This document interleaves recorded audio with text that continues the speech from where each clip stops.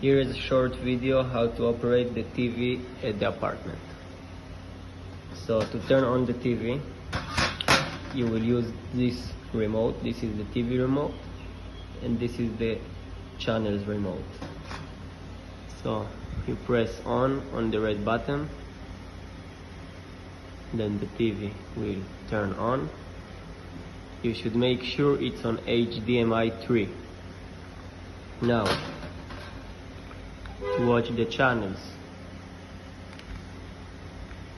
you use this remote up and down, and if you want to switch for Netflix or any other app, you press this button, then you will see all the other apps.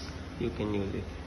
Then to get back to the TV channels, you choose the Cellcom TV.